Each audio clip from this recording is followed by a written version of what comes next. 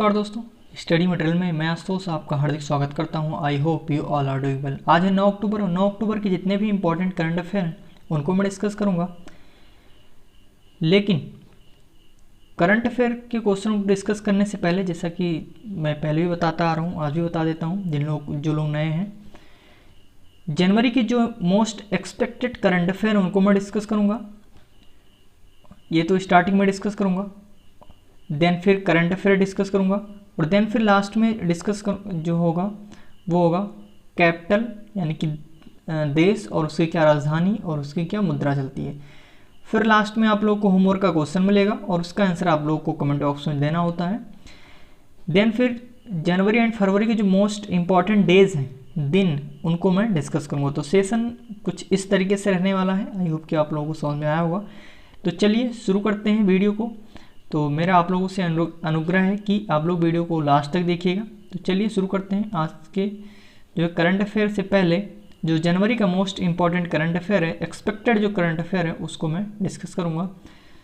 ये जनवरी का है और वही मैंने सेलेक्ट किया है जो एग्ज़ाम में बन सकते हैं या जो जिसके एग्ज़ाम में आने की संभावना यहाँ पर है।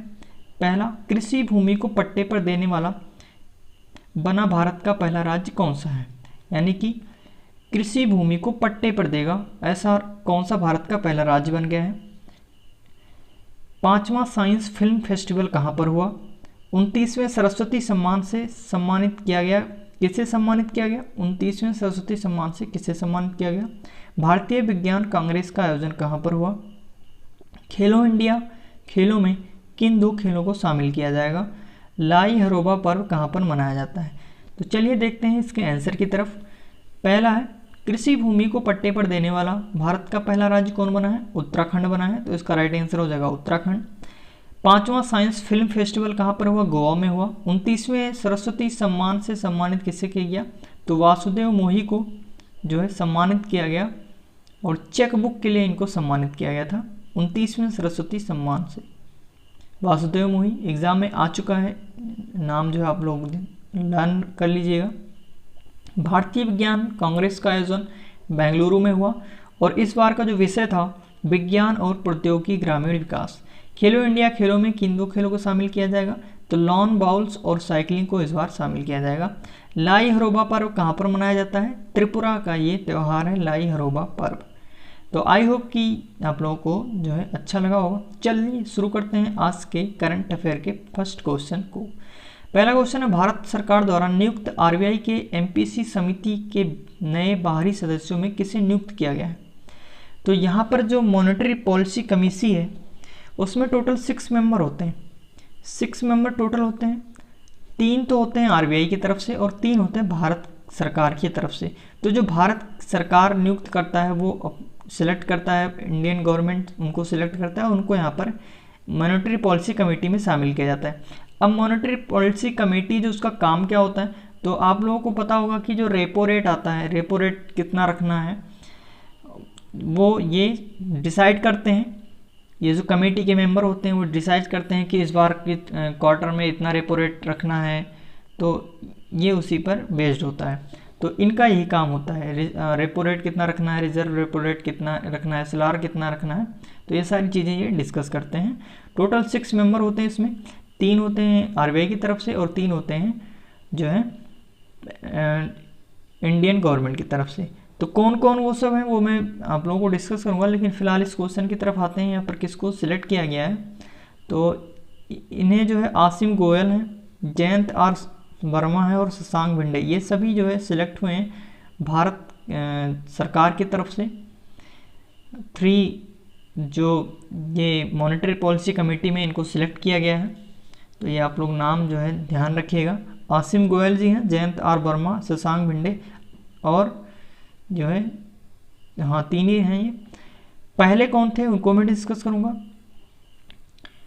तो यहाँ पर अगर मैं बात करूँ तो प्रोफेसर आसिमा गोयल ये मुंबई स्थित Indira Gandhi institute of development research में प्रोफेसर हैं। जयंत आर वर्मा ये अहमदाबाद में भारतीय प्रबंध संस्थान में प्रोफेसर हैं। डॉक्टर शशांक भिंडे ये कृषि अर्थशास्त्री और नई दिल्ली के national council of applied economics research के वरिष्ठ सलाहकार हैं। तो इन तीनों को जो नियुक्त किया गया उनकी क्या क्या जो है क्या करते हैं, उनकी पोजीशन क्या है, ये बताया गया है। प्रोफेसर जो आसिमा है गोयल है, ये मुंबई स्थित इंदिरा गांधी इंस्टीट्यूट की प्रोफेसर है। जयंत आर वर्मा अहमदाबाद जो है उसमें भारतीय प्रबंध संस्थान में प्रोफेसर हैं। डॉक्टर शशांक भिंडे ये कृषि अर्थशास्त्री और नई दिल्ली के national council of applied economic research के वरिष्ठ सलाहकार हैं। तो ये तो बात रही जिनको सिलेक्ट किया गया है उनकी जो है क्या क्या वर्क है। अब हम बात करते हैं कि आरबीआई की मॉनेटरी पॉलिसी कमेटी में कितने मेंबर होते हैं। तो आरबीआई की मॉनेटरी पॉलिसी समिति में 6 सदस्य होते हैं, जिसमें से 3 भारतीय रिजर्व बैंक के अधिकारी और अन्य 3 बाहरी सदस्य होते हैं। ये जो बाहरी सदस्य जो मैंने अभी आप लोगों को बताया कि आसिम गोयल, जयंत आर वर्मा और शशांक भिंडे, इनको सिलेक्ट किया गया है इंडियन गवर्नमेंट के द्वारा। ये होते हैं जिन्हें भारत सरकार द्वारा नामित किया जाता है। जो बाहरी 3 सदस्य होते हैं इनको भारत सरकार अपना नाम चुनकर देती है। अब मैं बात करूँ आरबीआई की तरफ से कौन कौन है। तो आरबीआई की तरफ से 3 सदस्य हैं, डॉक्टर मृदुल के सग्गर फर्स्ट, डॉक्टर माइकल देव पात्रा, श्री शक्तिकांत दास। अब जो शक्तिकांत दास हैं आरबीआई के गवर्नर हैं।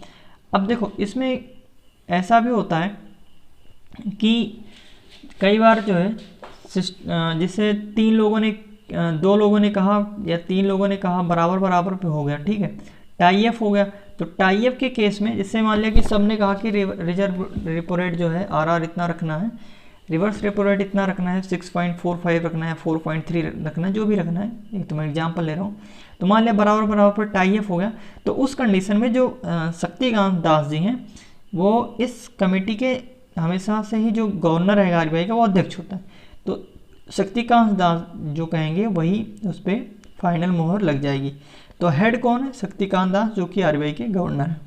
तो ये आप लोग नाम जो है जरूर लर्न कर लीजिएगा, जो इंडियन गवर्नमेंट ने नॉमिनेट किए हैं वो भी, और जो आरबीआई के 3 सदस्य हैं, मृदुल डॉक्टर सग्गर हैं, माइकल देव पात्रा हैं और शक्तिकांत दास हैं।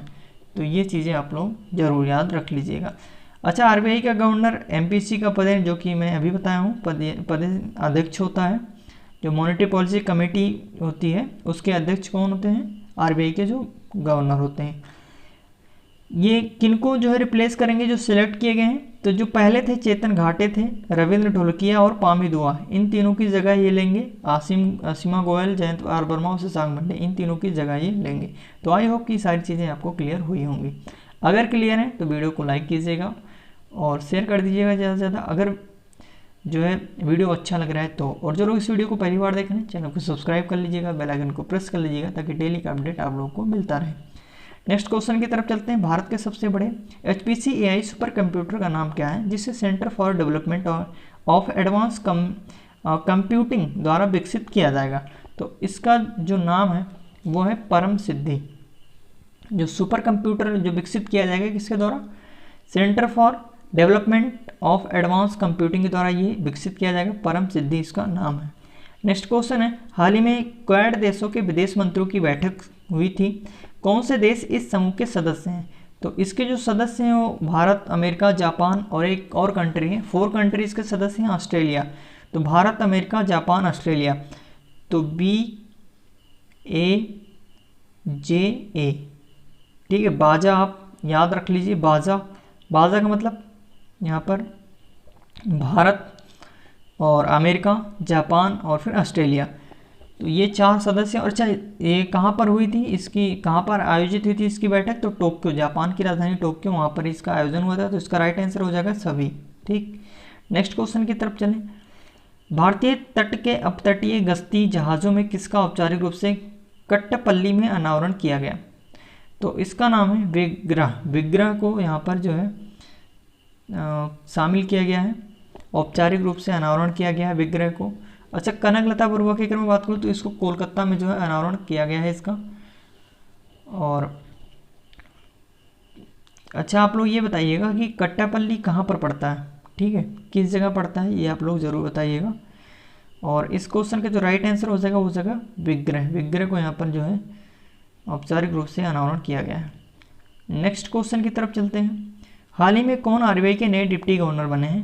तो NS Viswanathan, M Rajeshwar Rao, J वेंकटरमू, Ashwini Kumar. तो इनका जो नाम है वो NS विश्वनाथन नहीं, ये तो पहले थे, ये आरबीआई के डिप्टी गवर्नर पहले थे। इनको रिप्लेस कर बने हैं एम राजेश्वर राव। तो एम राजेश्वर राव जो आरबीआई के इस बार के नए डिप्टी गवर्नर बने, आप फिगर में देख सकते हैं। इन्होंने किसको रिप्लेस किया है? एन एस विश्वनाथन, जो कि पहले थे, तो उनकी जगह लेंगे एम राजेश्वर राव। तो ये आप लोग ध्यान रखिएगा। और वर्तमान में 4 डिप्टी गवर्नर हैं आरबीआई के। एक तो ये हो गए एम राजेश्वर राव हो गए, और 3 और हैं। इनका नाम है M D Patra, Michael D Patra हैं, बीपी कानून गो हैं, एम के जैन, ये 3 हो गए, और चौथे ये एम राजेश्वर राव। तो एक बार मैं फिर से रिपीट कर दे रहा हूँ। एम राजेश्वर राव जो कि अभी हाल ही में अपॉइंटमेंट हुआ इनका, किसकी जगह लेंगे? एन एस विश्वनाथन की। और फिर माइकल डी पात्रा हो गए, वीपी कानून गो हो गए, एम के जैन। तो ये 4 डिप्टी गवर्नर हैं आरबीआई के। अच्छा, मैं इनकी बात करूं वेंकट रमू की, तो ये इंडिया पोस्ट पेमेंट्स बैंक के नए एमडी और सीईओ नियुक्त किए गए हैं, जे वेंकट रमू। अश्विनी कुमार, तो ये सीबीआई के पूर्व निदेशक थे और इनका भी हाल ही में निधन हो गया। नेक्स्ट क्वेश्चन की तरफ चलते हैं। साल 2020 का केमिस्ट्री में नोबेल पुरस्कार किसे दिया गया? तो इनका नाम है इमैनुअल चार्पियर और जेनिफर ए डोडना। तो उपयुक्त दोनों इसका राइट आंसर हो जाएगा। इन दोनों को साल 2020 का केमिस्ट्री में नोबेल पुरस्कार दिया गया। अच्छा, फिजिक्स में दिया गया, केमिस्ट्री में दिया गया और फिर मेडिकल में दिया गया। फिजिक्स में किसको किसको दिया गया? तो इसके लिए मैंने एक ट्रिक बताई थी। ट्रिक क्या थी? हे एंड्रिया रोज गेंद जेल करो, हे एंड्रिया रोज गेंद जेल करो। केमिस्ट्री में किसको दिया गया? इसकी भी ट्रिक मैंने बताई थी। तो इसके लिए मैंने बनाया था कि अल्टर ने होटल में राइस खाई, अल्टर ने होटल में राइस खाई, इसकी मैंने ट्रिक दी थी। आप लोग जो डेली बेसिस पे देखते हैं उनको पता भी होगा। और यहाँ पर फिर मिला केमिस्ट्री में, सॉरी गड़बड़ हो गया, यहाँ पर जो मेडिकल में जिसको मिला था उसकी मैंने ट्रिक बनाई थी। अल्टर ने होटल में राइस खाई, ये मेडिकल वाले की थी। और केमिस्ट्री में इनको मिला है, इन दोनों को, इनका नाम है इमैनुअल चार्पियर और जेनिफर ए डोना। उपयुक्त दोनों इसका राइट आंसर हो जाएगा। तो इनको जीनोम एडिटिंग पद्धति खोजने के लिए इसमें दिया गया। और एक किसके द्वारा दिया गया? तो royal academy of sciences Stockholm Sweden के द्वारा ये दिया गया। तो इनका नाम आप लोग ज़रूर ध्यान कर लीजिएगा। तो ये फिजिक्स का हो गया, केमिस्ट्री का हो गया, मेडिकल का। तो यहाँ पर आपको पूछा जाएगा। और एक और मिला है साहित्य का, तो साहित्य का भी मिला हुआ है। तो 4 आपको ध्यान में रखना है। तो साहित्य को किसको मिला है? तो ये जो लुइस ग्लूक हैं, इनको भी 2020 का साहित्य नोबेल पुरस्कार से इनको सम्मानित किया गया है। तो अब आपके पास कितने हो गए? फिजिक्स का हो गया, केमिस्ट्री का हो गया, मेडिकल का हो गया और साहित्य का हो गया। तो ये चारों आप लोग ध्यान में जरूर रखिएगा। एग्जाम में 101% आने की संभावना क्या? आना ही आना है। नेक्स्ट क्वेश्चन की तरफ चलते हैं। आप फिगर में देख लीजिए इनको। इनका नाम है इमैनुअल चार्पियर और जेनिफर ए डोडना। कौन सा केंद्र शासित प्रदेश जल्द ही एक औद्योगिक जैव प्रौद्योगिकी पार्क का निर्माण करेगा जो स्टार्टअप को अत्याधुनिक सुविधाएं प्रदान करेगा? तो इसका नाम है जम्मू एंड कश्मीर। जम्मू एंड कश्मीर में ये जो है पार्क विकसित किया जाएगा।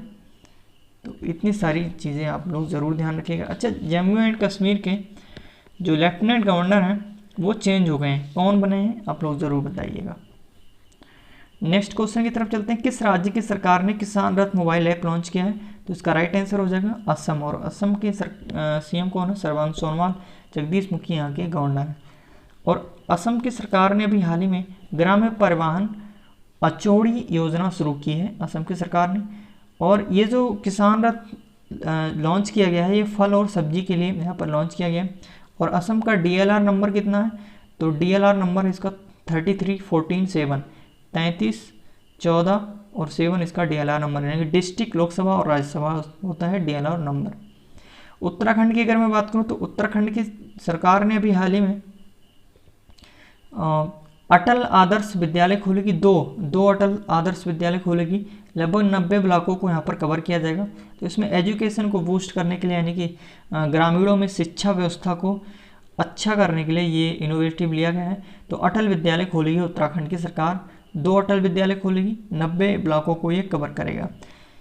और असम की सरकार ने भी हाल ही में पेंशनरों के लिए, जो पेंशन उपभोगी हैं उनके लिए कृतज्ञता पोर्टल भी लॉन्च किया है। और हरियाणा की सरकार ने अभी हाल ही में ग्राम दर्शन शुरू किया है। नेक्स्ट क्वेश्चन की तरफ चलते हैं। नेक्स्ट क्वेश्चन है, किस राज्य ने मुख्यमंत्री, अच्छा ये क्वेश्चन आप लोगों का होमवर्क का क्वेश्चन है जो है, इसका आंसर आप लोग ज़रूर कमेंट बॉक्स में दीजिएगा। तो ये आखिरी हो गया, आज कम ही क्वेश्चन है, तो ये होमवर्क का क्वेश्चन आ गया। इसका आंसर आप लोग कमेंट बॉक्स में ज़रूर दीजिएगा, सब लोग देते भी हैं। कोशिश कीजिए कि जितने भी लोग वीडियो को देखते हैं सब लोग जो है आंसर दिया कीजिए। नेक्स्ट चलते हैं कैपिटल एंड करेंसीज की तरफ। ये आज चेंज हो गया है। आयरलैंड की कैपिटल जो है वो डबलिन है, यूरो यहाँ पे करेंसी चलती है।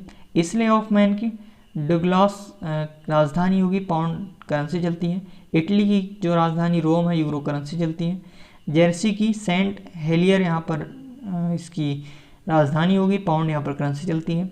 कोसोवो की जो राजधानी है प्रिस्टीना, यूरो करेंसी चलती है। लाटीविया की जो राजधानी है रीगा, यूरो यहाँ पर करेंसी चलती है। डेज की अगर मैं बात करूँ तो विश्व दलहन दिवस 10 फरवरी को मनाया जाता है। विज्ञान में महिलाओं एवं बालिकाओं का अंतर्राष्ट्रीय दिवस 11 फरवरी को मनाया जाता है। विश्व यूनानी दिवस 11 फरवरी को मनाया जाता है।